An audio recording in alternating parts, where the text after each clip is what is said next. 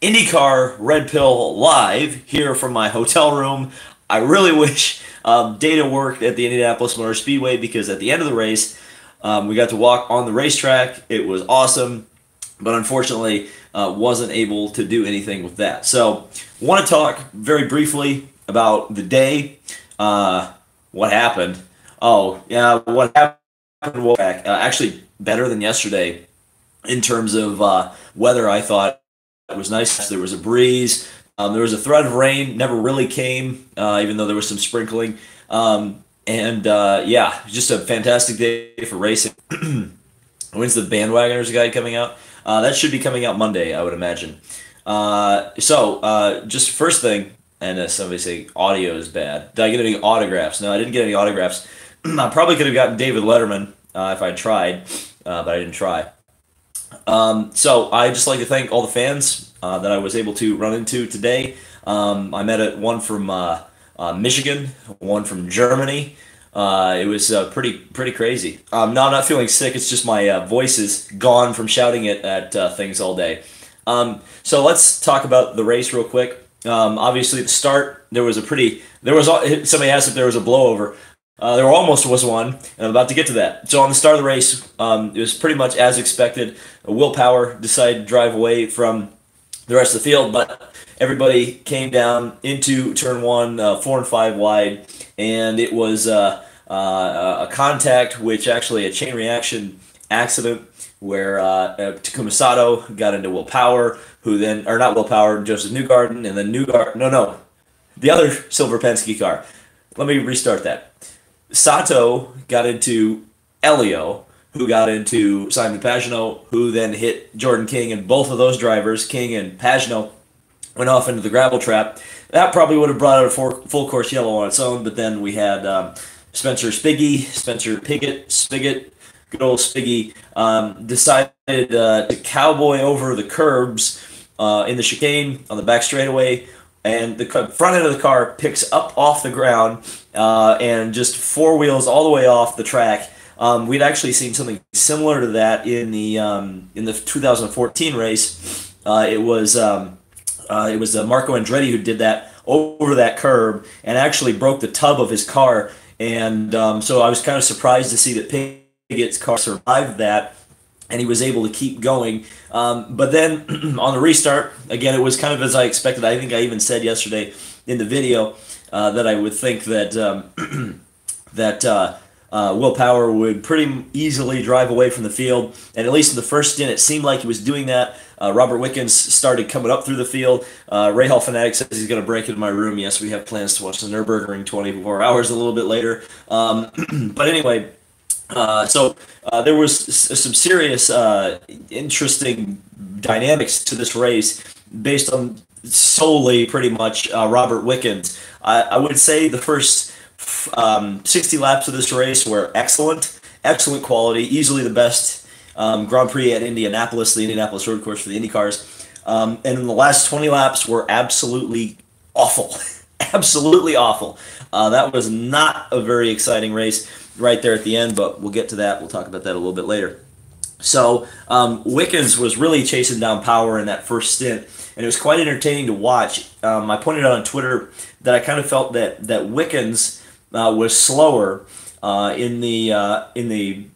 this fast section of the course compared to Will Power, and also in the end of the race it kind of seemed that way as well. That anytime Wickens would get out on a straightaway, whoever he was chasing would be able to pull away from him. Seemed like he was running pretty high downforce versus the rest of the field. It also seemed like Will Power was running quite a very low downforce setup because it seemed like he was going very fast down the straightaways, and that's where he was really the way he was able to really keep Wickens behind him was to be able to drive off down that straightaway as quickly as he could, because once they got into the infield section, it was Wickens who was able to pull up behind. And just let me say this right now, man, Robert Wickens, I don't know how many times I have to say it, but man, what an impressive rookie debut. I know he's not a rookie, he has all this motorsports experience. But honest to God, I mean, for somebody to come into IndyCar racing like that, hey, that lighting's way better. For somebody to come into IndyCar racing like that and be able to find his footing so quickly and be able to make the kind of moves that he's making. Oval track, road course, street circuit, we've seen it all from that perspective. So let's talk about the pit stops because this was where Robert Wickens was able to take the lead. It was right after the pit stop. Power went to black tires. Wickens went to reds. I was a little bit confused about that, about the strategy there, and it ended up costing Wickens the race. But in the short term, it gained him the lead, which was kind of fairly interesting. At least led to a lead change. When Wickens went out on the red tires, he was able to pass. Apparently, Kyle Kaiser was in the lead. I guess he passed Kaiser on track for the lead. So he led the entire, second stint of the race. Pretty fantastic there. Please, Josette says, use of Patreon pledge to buy a stabilizer for your iPhone. Well, first of all, thank you for your Patreon pledge. And second of all, I don't have an iPhone. But third is, where was I? I was talking about Wickens. The fact that there was a lot of lead changes for the lead, as you would imagine lead changes would be. And I felt like, again, the quality of the racing was absolutely fantastic. Again, at least for the first 60 laps of the race, last 20, maybe not so much. But then we had another pit stop sequence, and Will Power drove into the lead around Robert Wickens because Wickens had to eventually go on to his black tire stint. He did it there, and then Power was able to get around. It was a bit depressing in the stands. I would definitely say the crowd was a lot more behind Robert Wickens. Ironically enough, I think the crowd was most behind Scott Dixon, which I kind of found fascinating. When did I say the 6-second lead was interesting? I literally said the last 20 laps of this race sucked. If you're not paying attention, I can't help you on that one. I was talking about tire strategy. Yeah, the red tires were far superior, and anybody who stuck the black tires on for any kind of an extended period were definitely in trouble. Oh yeah, also the crowd. I was going to say the crowd. The crowd wasn't really all that behind Wickens. Obviously, they were interested in Wickens, but I felt like the crowd was most behind Scott Dixon, which was fairly interesting because it seemed like a lot of the people on the grounds were buying the PNC Bank jersey. I saw several PNC logos all over the place, and I don't think they gave them away for free to people. It was, and then we had the probably something that could turn into championship implications towards the end of the year. Joseph Newgarden made a mistake in traffic trying to make a pass, going down into the chicane in the what is the oval turn one. I guess it's the final corner on this track. He spun. He didn't get an avoidable contact penalty because he didn't run over. I think it was Bourdais that he tried to pass. You saw the end result of that. He killed the car, brought out a full course yellow. Everybody thought that this was going to be Wickens' opportunity to get back to the front, but it turned out on the restart that Wickens really wasn't that fast. Dixon got around him, and then we thought, well, maybe Dixon will be able to chase down Joseph Newgarden, the other silver Penske car. I swear to God, I'm not doing that intentionally. I'm literally just screwing up the silver Penske cars. No, we thought he could maybe chase down Will Power. It didn't happen. Everybody was talking about somebody says nice hotel. It's not a nice hotel. It's a nice enough hotel that I am very comfortable, and that's all it needs to be. I felt like Newgarden, not Newgarden, but the caution that Newgarden brought out put it in so that there was a window or a pit window that was open up for pretty much everybody to be able to make it to the end, but unfortunately it was a lot of fuel saving. And when we talk fuel mileage races in IndyCar, we usually talk about boring, and that's exactly what this last 20 laps was. But I will say about Scott Dixon, who finished second today, wow. Once again, perfect Scott Dixon drive, just a perfect Scott Dixon day. I'm going to close my laptop there so there's less reflection. But perfect Scott Dixon day, because it was just kind of exactly what you would expect it would be from a Scott Dixon day, in so that he was nowhere. He qualified nowhere. I expected nothing out of him the entire day. And then it was like, holy smokes. there he is at the end. But again, it was all about that just stupid fuel mileage game, and we saw some of the best guys doing that, or that are best at doing that up at the front. And I will say about the Universal Aero Kit, looking at the results of this race, I would like you to look at that top 10 and tell me the 10 best drivers in the series. Pretty much, I don't think Newgarden finished in the top 10, but at least a good sample size of the best drivers in the series were in that top 10. I thought it was fairly interesting from that perspective. And Alex Fitzpatrick does mention, oh, the Spec Series is dominated by one team. Yeah, that's the thing. That's what I've always said going into this thing, is that, look, you have a Spec Aero Kit. Everybody's got the same thing. Well, it's a two-way street. Yeah, sure, you have the same thing as Penske, but Penske has the same thing as you. And chances are, when you have the same thing as Roger Penske, Penske's going to figure out the Aero Kit before you do. And that's just the way things work. So it's not really a shock to me that Penske's dominated a lot of this season, but at the same time, they really haven't. There's a lot of competitive cars. And again, I think the championship ultimately is going to come down to Rossi and Wickens and Bourdais and Newgarden. Now, we could throw Will Power into that mix. We'll see how his month of May goes. Obviously, Indianapolis for the 500, as well as qualifying, is a big point swing. You can have it can make or break your season, as we've seen back in the past. But yeah, so that's pretty much all my thoughts on this race. Again, the first 60 laps of the race were quite excellent. The last 20 laps were absolute dog doo-doo.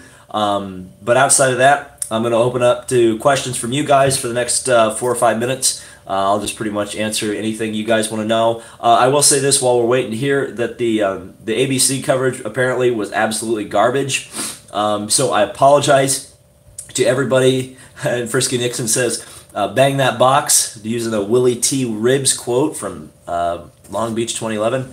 What do I want from T. Bell? Townsend Bell's not racing in the 500 this year. What do you think of Hunter Ray today? And it was a bit unfortunate. Hunter Ray had a mechanical issue. He'd actually struggled with mechanicals the entire day. In the warm-up, the car, I believe, had some sort of an engine failure or an electronics failure, and then that happened again in the race. So I don't know. It's unfortunate. It's just Ryan Hunter Ray luck. It was actually kind of funny on the grid walk. I actually stood with Ryan Hunter Ray's team as the anthem played. I felt like I was a part of the DHL crew. I guess you can blame me. What's your favorite for the 500? Asks Rasheem Stewart. Ray Hall Fanatic asks the same thing. That's an interesting question. I think you have to look. I think you have to look at the Penske team. Now, who it is, I'd say if you look at the Penske team and you look at the performances of the last few years, I think you say, I'm not going to say Ray Hall, I think you say Elio. I've said this before, I think Elio gets his 4th win. He was up in the top 10 today. Obviously, the INDYCAR Grand Prix has nothing to do with the Indianapolis 500. Only simply because it takes place on the same track, just in a different direction. Josette asks, did I check out car to get the midway? I did that yesterday. I got a bad cart, so I'm going to try that again. So Dominic is doing a bandwagoners guide for Sonoma. I don't care. Yeah, go for it. I'd prefer that you don't call it a bandwagoners guide, but if you do a race preview, there's nothing wrong with that. Do I agree with the Piggott avoidable contact penalty? Absolutely. He drove over that curb. He could have driven to the side of it, just dropped back and fell into position. Instead, he decided to Dukes of Hazzard it over the curb and hit Sato. So, yeah, absolutely. Frisky Nixon asks whether the Andretti curse will ever end. Maybe it'll happen this year, but then again, I probably just jinxed it by saying that. So, I don't know. I hear Michael has a couple kids, so there you go. Do I like Logano? I'm pretty indifferent on Logano, to be honest with you. What is my favorite month of May memory at the Indy Road Course?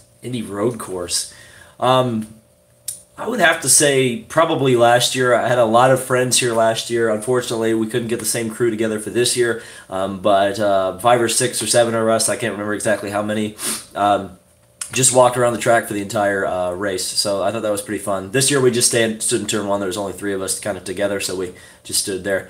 Yeah, sick Red Bull Champ Car shirt. A lot of people told me that today.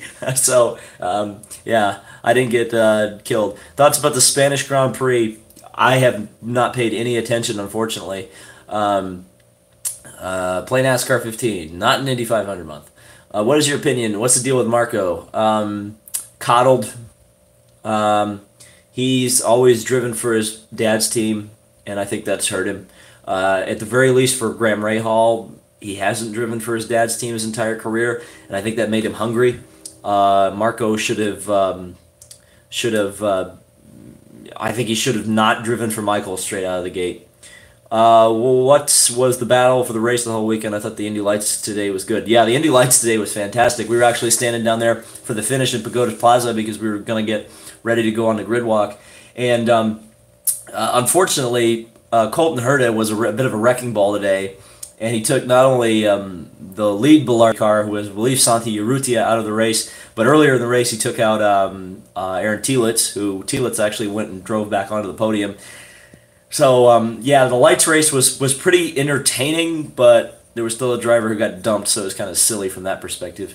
Who's going to drive the 19 car? I would, if it was me, if it was up to me, it would be Briscoe or Buddy. But if logically speaking, it's probably going to be Vautier or Saavedra.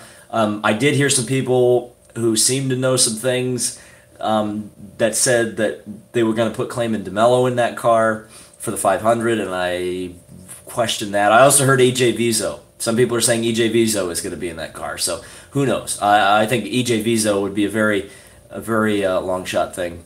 I think Hurt is going to boot Marco in the next couple of years. Yeah, we've been talking about that. That was actually something that came up today as we were discussing the race finish. I think Herta would benefit a hell of a lot from being in Lights for a couple more years, kind of like Zach Veach. There's a reason Zach Veach is in IndyCar right now and Karam is not, despite the fact that they both came in at the same time to Indy Lights. Vizo would be Dolores' pick, yeah, but then again, Vizo, I think, only crashed like twice at the 500 in like 8 years he ran it. What about the Pro Mazda that almost went in the air from running in the back of another one? I actually didn't see. Somebody flipped over in the US 2000 race. I didn't see that. I do know there was sort of airborne antics in the Mazda race as well. So who knows? Ryan Miller, which Lights driver has the best chance of becoming an IndyCar star? Probably Herta. Probably Herta. He's got the family name, which helps a lot. He's also got the talent. He's also got the connections. He's got Andretti Autosport, obviously. Brian Herta Autosport, obviously. And he's also got the Steinbrenners behind him. Pato O'Ward will probably win the championship this year, which probably means he's going to be in it for 3 races at Juncos, but, you know, that'll be... We'll see how it does for Kyle Kaiser. You know, it's always a hit or miss with the Indy Lights guys, whether they make it or whether they don't make it. There's always a question. If I had a team, what 2 drivers and what manufacturer? I would do Honda engines, and I would have Bertrand Baguette and Neil Yanni. Because I'm wearing this. No, because I think those are the 2 most talented guys that currently could huff it in IndyCar but don't have a ride. I would not go with rookies. I like experience. So, and I think Baguette is an underrated talent. He's running in Japan right now in Super GT. And, of course, Neil Yanni won a championship or a couple for Porsche and LMP1. So I think those 2 would be my choices.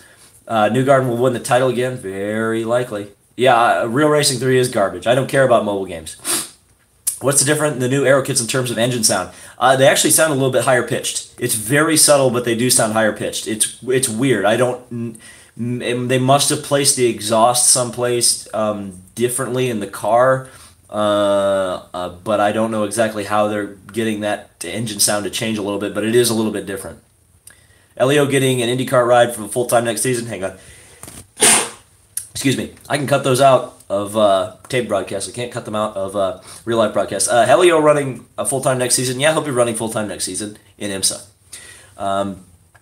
Bless you, says Dan. Oh, bless you, Dan. I appreciate it. Oh, never mind. I thought you were blessing me. I was like, but that's for the sneeze. How do I think Danica will do in the 500? She'll have an unremarkable day. and finished 14th. Uh, Danica will do well if she doesn't wreck. No, she'll be in the middle of the field. What happened to the LED boards? So yeah, that was something I wanted to cover yesterday. I forgot to talk about it. Apparently, the LED boards were starting to catch on fire on the cars and fry the electrical systems in the cars. So they just took them off completely, and it looks like hot garbage. It makes the cars look terrible from a livery perspective because they've got a big ass number slapped on the roll hoop, and it looks absolutely garbage. Is the rumor true that IMSA or Pirelli World Challenge are coming to Indianapolis? As far as I'm aware, no. I would like to see them. I like both of those series, but I think IMSA's schedule is pretty full. Pirelli World Challenge probably could do it, but if they headlined a weekend, it wouldn't be a major thing. Actually, will you watch the Suzuka 300 kilometer from Nismo TV next weekend? I'm guessing that's a JTG Japanese touring car race or Super GT race. I'd like to watch it. A lot of times races in Japan don't really line up with my sleep schedule, especially in the month of May. That's going to be a bit difficult. Which configuration of the Indy road course? What are you asking there? Should they get rid of the numbers on the rollover hoops just to make the car? It just makes the cars heavier. I don't think it makes the cars heavier. It just doesn't look that good. Belle Isle is not good. Belle Isle is garbage, and they need to get rid of it and go back to Michigan Speedway. Will NASCAR run restrictor plates? From what I understand, they're running restrictor plates at both Xfinity Race and the Brickyard 400. How do I think Daly will do?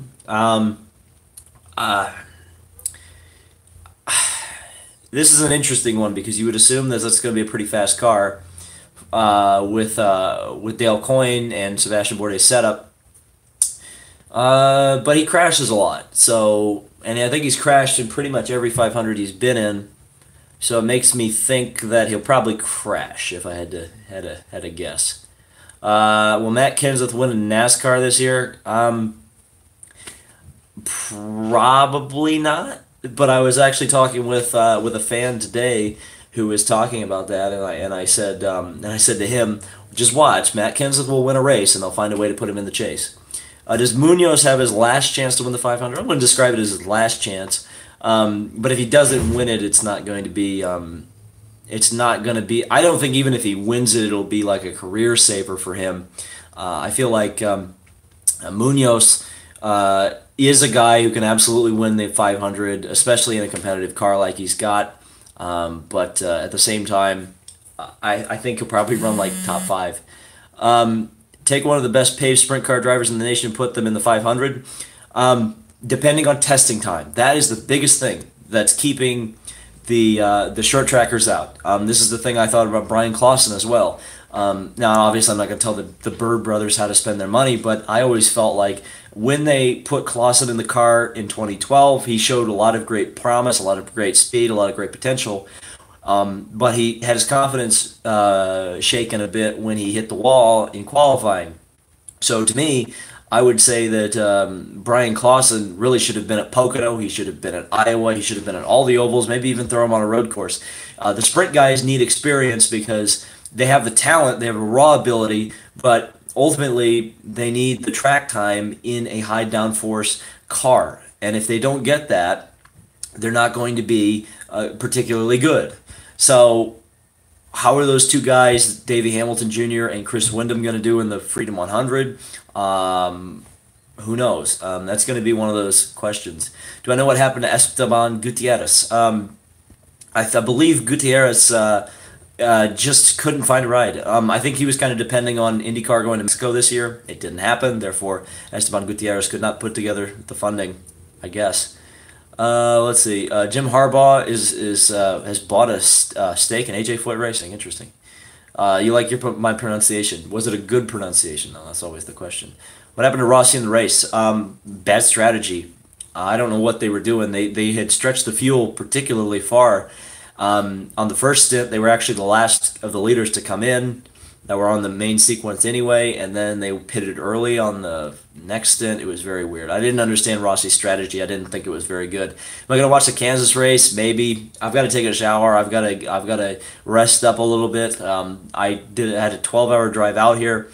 and I haven't slept a whole lot in the last 2 days. I've been working on videos, I've been hanging out at the track, and I've been, doing friend obligations, so that's all good. Harvick is winning, and water is wet, and water is wet. Dixon is the GOAT. We were also talking about this today. There's some potential that you could throw Sebastian Bourdais into that argument if he gets an Indy 500 win. What if Will Power gets an Indy 500 win? He's got like 33 wins in his career now, so he's up there too. He's up there too. Is Rossi a legitimate contender? Absolutely. I believe he absolutely is. I look beat. Yeah, I am beat. It's been a long weekend. But thankfully, I guess thanks to Doug Bowles for not having practice on Monday, because I get 2 days essentially to rest, even though I'm going to be working pretty hard tomorrow on the Bandwagoners Guide to get it out tomorrow. So that should be nice. Robbie Noonan, Race Day 2011. Hey, Rob, we're thinking about you. He says, what's up? Wish I was there. Glad you guys had fun. I just missed the end of the thing. It went away. What do you think? Where do you think you'll be shooting on the qualifying weekends? I'm thinking the turn 2 viewing mounts.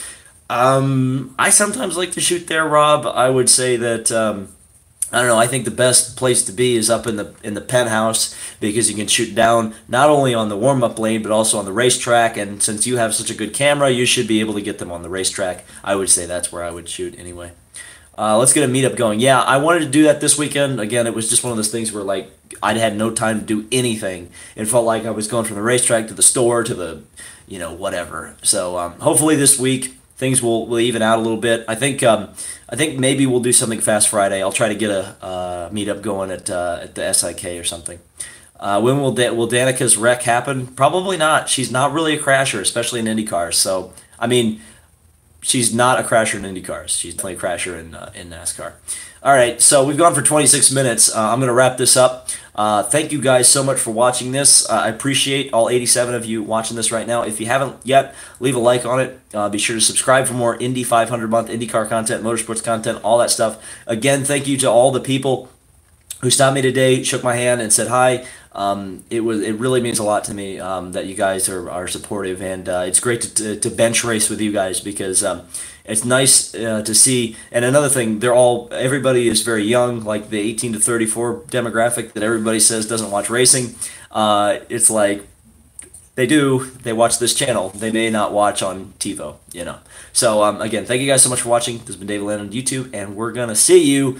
I guess not tomorrow. I think I'm going to schedule a different video for tomorrow, probably an Indy 500 Evolution video for tomorrow, and then I'm going to be putting the Bandwagoners Guide up on Monday. So see you then. Subscribe for more, and hit that like button again, subscribe, all that good stuff, and we'll see you for more Indy 500 month coverage.